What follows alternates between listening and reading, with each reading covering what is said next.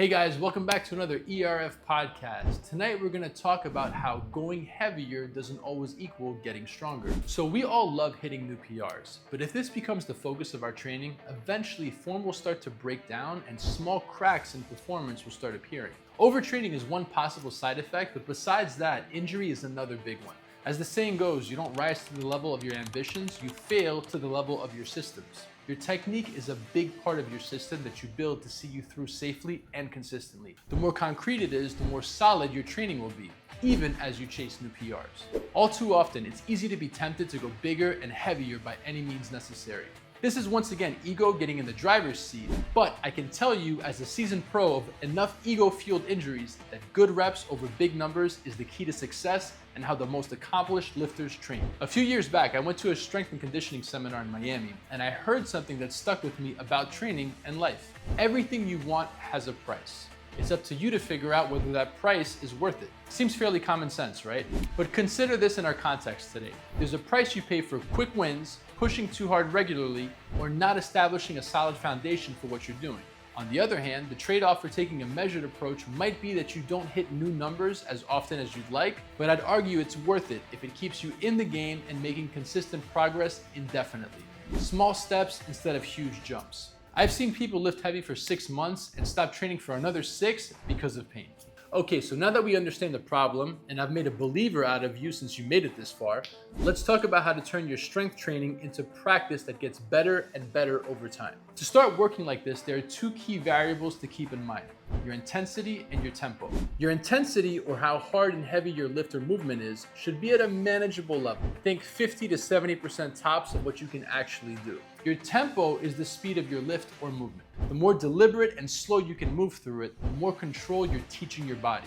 So we're dialing back our intensity enough so that we can focus on form, and we're slowing down the tempo so that we can control every part of the movement. Spending time doing this kind of work is crucial to keeping a solid foundation for your technique. It's also light enough that you can play around with and fine-tune your form.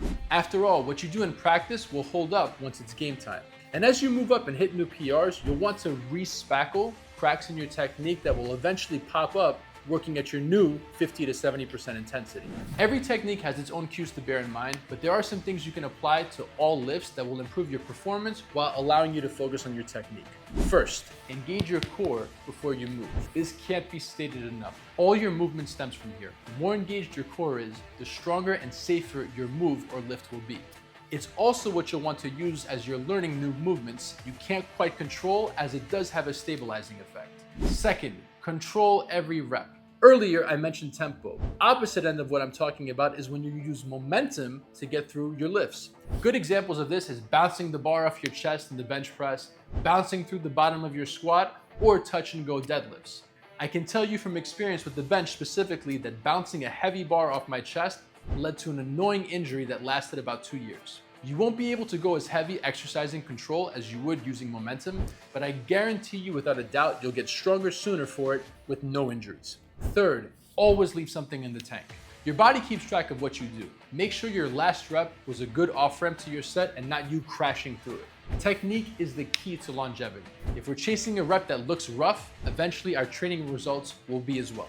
Remember, every rep is a skill rep. When you move and build a better understanding and control over the movement, you get stronger sooner. The more you ingrain good habits around lifting and how you approach your training, the more reliable they'll be, to the point where you'll know when ego comes knocking at your door, and then being able to make a responsible decision around it. Testing your limits is great every so often, but as an approach to training, it won't be sustainable, whereas focusing on the quality of what you do will keep you in the game and progressing across decades. Take a look at this bench, for example. In the first, I'm using momentum and bounce to get through it, whereas in this one, I'm slowing down and controlling every part of the movement. The takeaway here, slowing things down isn't a regression, it's refinement. So if you want to lift for life and not just today, start treating every set like practice. So guys, that's it for me today. Remember, your control over your technique is far more important than whatever brute force you can apply to a weight. The less we compromise on this, the less we compromise on our progress. That said, we're not chasing perfection either. Keeping a mindset of practice teaches awareness, while chasing perfection encourages frustration. Trust me, I know. What's more, after all this time, I can tell you there are no perfect reps, just better ones.